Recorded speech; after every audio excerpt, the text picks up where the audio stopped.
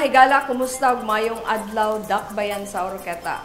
Ako si Joan sa Rigumban Tasuda alang sa Community News Break. Sa tong headline, Mayor Lemuel Merke Macosta uban ni Governor Henry Waminal gipasalamatan sa mga estudyante ug inahan sa repatriation aron makauli ang mga estudyante sa Misamis Occidental nga nagskwela sa MSU Marawi nga luwas human sa nahitabong bombing sa MSU Gym niadtong adlaw Domingo. Aniya ang kumpletong detalye. Luwas nga nahidangat sa tagsatag sa nila kapanimalay ang 131 ka mga estudyante nga gikan sa Misamis Occidental nga nag-eskwela sa Mindanao State University kon MSU Marawi niadtong December 4, 2023 adlawng Lunes. Human nagpadala ang provincial government ug ang local government sa dakbayan sa Oroqueta ug bus ug repatriation team aron ma-rescue ang mga misamisnon nga estudyante sa MSU Marawi ug madala pauli balik sa nabalaka nilang pamilya. Kini human sa nahitabong pagbuto sa bomba didto sa Dimapuro Gym sa MSU Marawi niadtong adlawng Domingo, December 3 sa sayong buntag. Atol sa gipahigayong First Advent Sunday Mass, kundi nagatapok ang mga estudyante ug mga empleyado sa MSU Marawi nga mga Katoliko para mo-attend sa naasoy misa. 11 ang kumpirmadong namatay, samtang 46 ang samaran. Usa sa 11 nga namatay, gikan kini sa Tangub City, samtang 4 sa 46 nga samaran, gikan usab sa Misamis Occidental, particularly duha gikan sa Tangub City, usa sa Tudela ug usa sa Lupisaina.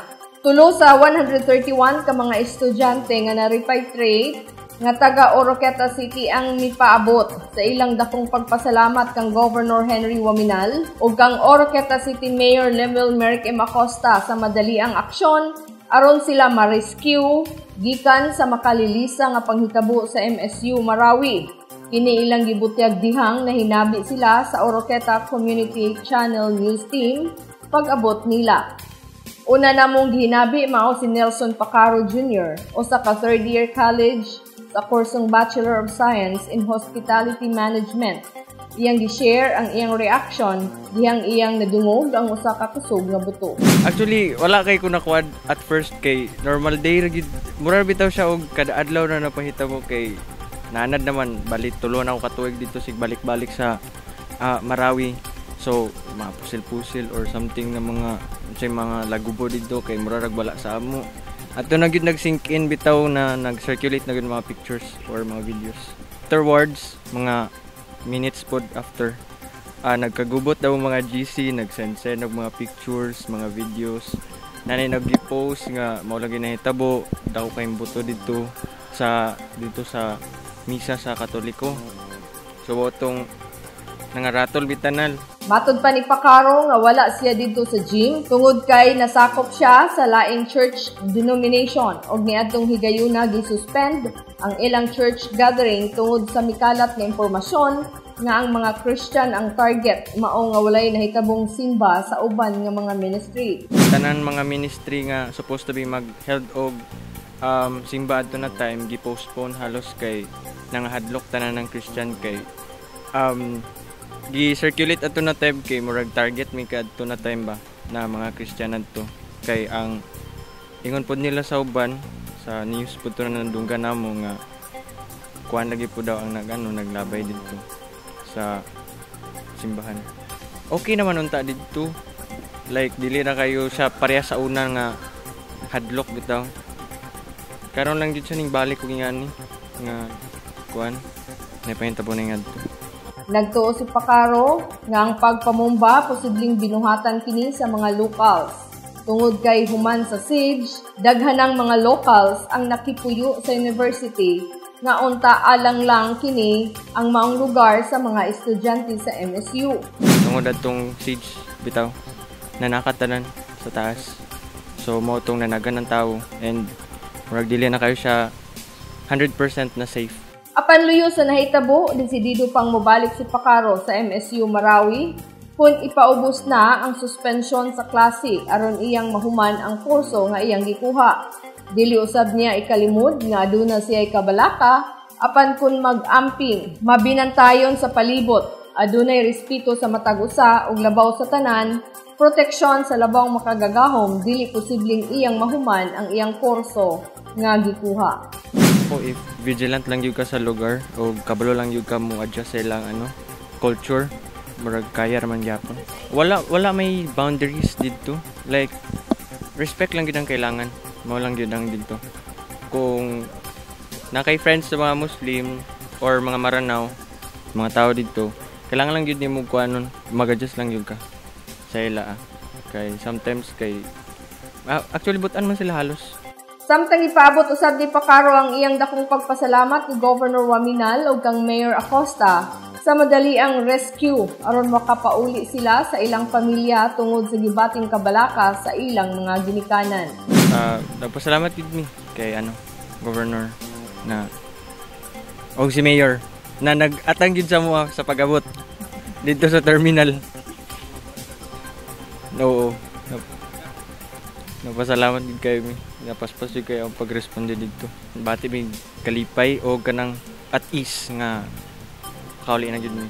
Susama kang Pacaro, ang gisaysay usab ni Rogelio Oros, usa ka third-year college student sa kursong Bachelor of Science in Agriculture, major in horticulture. Ang iyang kasinatian sa nahitabong pagbusikad sa bomba sa MSU Marawi, nga wala dayon siya nagpanik sa pagkadungog sa buto, tungod kay matud pa, ordinaryo na nilang madungog ang buto matag karon og unya sulod sa 3 ka tuig niyang pagpundo sa Marawi. Apan sa pag-abot sa alas 9 sa buntag, nakadawat na siya og videos ug pictures sa sitwasyon sa gym. Mibati na si Oros og kakulba. Labaw na nakahibalo siya nga gisirad-an na ang tanang entrance ug exit sa MSU campus.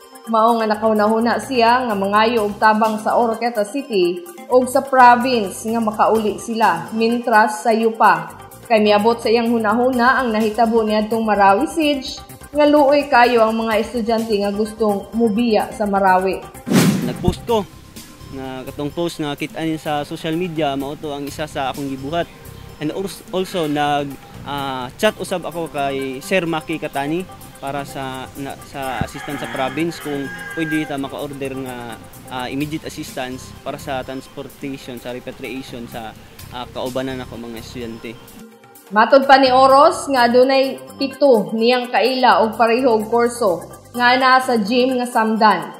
Ug naiway si Oros sa panghitabo tungod kay sa Born Again Christian nga denomination si Oros mag-attend og lahi ang venue. Apan dili niya malikayan nga mahimong emotional siyang naglantaw sa mga pictures ug video. Gibutyag ni Oros nga sa wala pa nahitabo ang pagbuto sa bomba sa sama kang Pacaro nga aduna sila'y nadungog nga mga impormasyon nga adunay mahitabo ug ilang gibaliwala tungod kay dili man kini kumpirmadong tinuod yun. Maski sa maong panghitabo, tungod kay anaa na sa third year college si Oros, posibleng mobalik gihapon siya sa MSU Marawi aron mopadayon sa iyang pag-eskwela. Apan iya unang sutaon ang sitwasyon sa universidad kung safety na ba ang lugar. Gipaabot ni Oros ang iyang dakong pagpasalamat sa labaw makagahom sa proteksyon kang Governor Henry Waminal o kang Oroqueta City Mayor Lemuel Merkem Acosta o sa tanang mga nahimong instrumento nga nahimong luwas silang nakauli sa ilang panimalay. Salamat kayo sa Ginoo nga nakaabot mi sa mga tagsa sa panimalay nga safe and sound.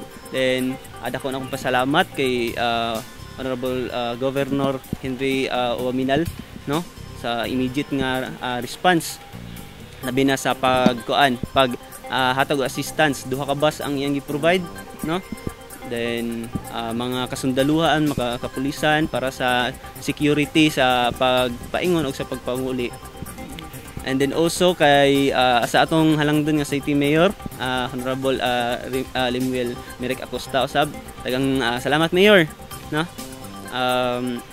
si Mayor gitawagan jud ko, video call jud mi para maklaro niya kung unsa jud sitwasyon dito sa Marawi. Mao to akong giingon jud na lockdown jud naara mi sa among cottages, dili mi pagawson, lisod mi mugawas sa campus, lisod pud ang mga manulod. Mao tong giingon ako nga lockdown jud.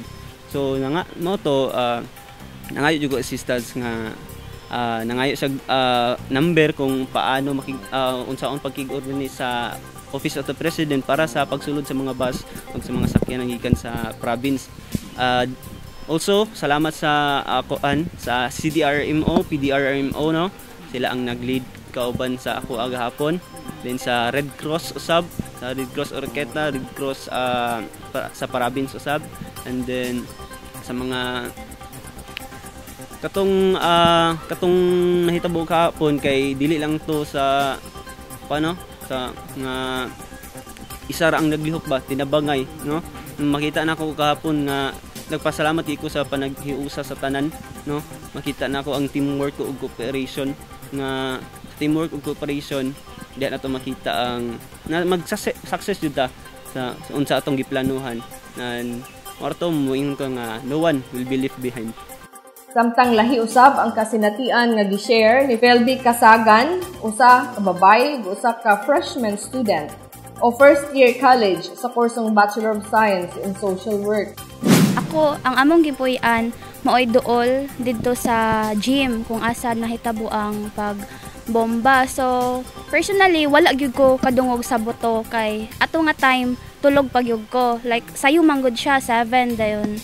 Then natingala na lang ko kay ang ako mga kauban sa cottage naninggit, naggratulartol na sila. Then ang ako nadunggan nga tingog nila nga nakapamata sa kuha kay asa ang mga freshmen, kompleto ba sila, wala ba sila nang gawas. Then dito na ko naratol ko, hala naunsa di ay. Then hinggawas ko sa akong bed, then nangutan ako dito, te naunsa di ay unsay nahitabo. Then wala ko nila gito bagay, busy kayo sila. Then dito na lang ko nakabalungan, naalagi daw ko noy bomba nga nibuto dito sa gym during sa misa sa Catholic. Dayon ato nga time like wala ko reaction, wala ra sa ako kay wala man gud po ko kadungog sa buto. Then feel bitaw na ako dili siya tinuod.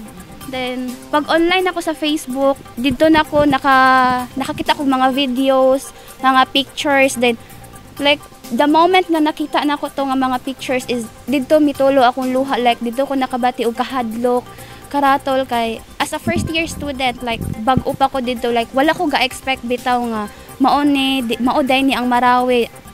Actually nakadungog ko sa una nga naa daw mga gubot sa Marawi, pero naabitaw sa akong mind nga dili na tinuod kay wala gid ko naka-experience. Pero ato nga time like dito gid ako na feel ang kahadlok nga dili gid safe ang Marawi. Anapa ang kahadlok ni Casagan bihang amo siyang nahinabi. Iyang gisaysay na dili niya halos mapugan ang iyang gibating kahadlok sa nahitabo, hinungdan nga iyang gitawagan ang iyang mama nga si Barcelisa Casagan aron iyang mapahibalo ang nahitabo. Ug iyang gipugan ang iyang kahadlok kay dili niya gustong ipa-feel ang tinuod niyang gibati aron dili usab mabalaka pag-ayo ang iyang inahan. Sulod sa ilang cottage o boarding house, nag-ampo sila sa hilom para sa tanan ug makabaton sila og comfort. Is nag-ampo gid mi didto like gasimba mi, pero solemn ra siya para dili bitaw madunggan sa uban kay mahadlok sa mi nga basin kami sunod bombahan. Dayon mao to gaampo mi didto para sa safety sa kadaghanan, sa mga victims, sa mga families nila nga nawad-an og kanang mga students, mga anak. Dayon mao to sa ako ang side naka-feel ko trauma kay first year student palagi ko. Then wala jud ko ga-expect nga mao to ako maabtan, mao akong masinati, mao akong ma-experience nga even though wala ko sa place mismo, pero like duol ra gyud kaayo and then dili gyud pud siya safe sa tanan. Bisan sa gibating kalisang kahadlok og feeling niya dili safety na ang Marawi, susama ni Pacaro ug ni Oros gusto gihapong mobalik si Casagan sa MSU tungod iyang gilantaw ang oportunidad nga anaa sa MSU Marawi kumpara sa ubang eskwelahan. Dili bugat sa pamilya ang galastuhan samtang nag-eskwela ka. Kana nga decision kay like daghan bitaw nga aspect ang akong lantawon kay first didto manggod sa MSU lucky privilege kayong maka-eskwela didto kay first walay tuition. Then second is ang mga balay bitaw like imong puy-an barato la, unlike sa uban nga 1,500 2,000 dito is 500 to 700 ra. So like gaan ra kaayo siya bitaw sa para sa imong family. Dayon at the same time mausab lagi to safety, pero if mas ginahuna man jud nako ang like dili bitaw burden sa akong parents, so para sa ako bubalik ra gid ko didto. Mapasalamaton si Kasagan sa daliang tubag sa gobyerno nga makuha sila dito sa Marawi ug mauli sa ilang panimalay nga luwas. So, pagkakita na ako sa post ni Mayor Lemuel nga naan na lagi daw bust nga kana paingon. Ato nga time is naka-feel ko thankful, grateful, then blessed kay like dali ra kayo iyang response bitaw magpadala dayon og kuan kay para makauli mis among mga families among balay. So mao to feel ko grateful, then also hope kay mawala mi ato malayo mi ato nga place kung saan hadlok gid siya.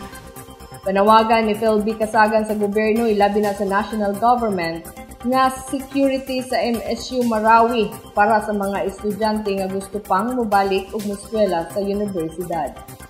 Ako lang gihangyo is unta taga nilag security ang place kay dito manggod ang eskwelahan is mura gid siya barangay, like dili bitaw siya eskwelahan ra siya nga eskwelahan. For example, eskwelahan dire balay mix gid siya tanan. So gusto unta na ako nga like nabitay security, then naay mga gate sa eskwelahan kay para wala bitay basta kanang kinsa-kinsa na lang ang makasulod sa eskwelahan but kundi ang mga students ra. Kay dito manggod bisan kinsa ang mga tawo, ordinary or dili, makasulod gyud sila kay tungod lack of security. Sa pikas nga bahin gipaabot usab ang dakong pagpasalamat ni Barcelisa Kasagan, ni Governor Waminal ug ni Mayor Lemuel Acosta. Daghan yung kayong salamat sa kuan Governor Honorable Henry Waminal, tapos si Honorable City Mayor Neric Acosta. Matud pa ni Barcelisa nga sa iyang pagkahibalo nga adunay pagbusikad sa bomba sa MSU Gym, dili niya mahulagway ang iyang gibating kabalakaw kaguol. Sabot akong gibati, sobra yung kagpulba, kakuyaw, ikabuhi pag yung kumam, gabi wag yung katulong. Kuba-kuba akong dughan.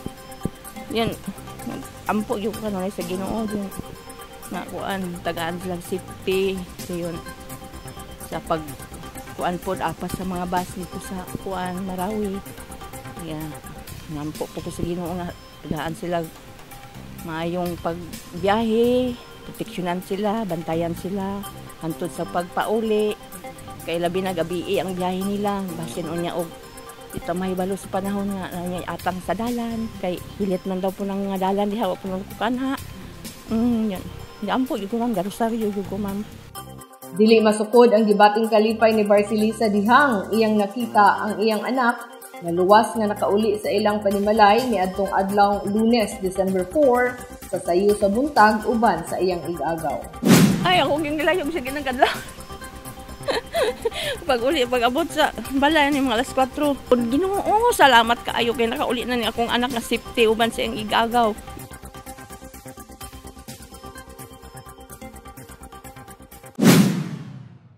Mao kato ang naglangkob sa Community News Break. Sa ngalan sa kinatibuk ang puwersa sa Oroqueta Community Channel. Ako si Joanne sa Rigumban Tasuda. Mayon kaninyong daghang salamat sa inyong pagtan-aw ug hangtod sa sunod nga higayon.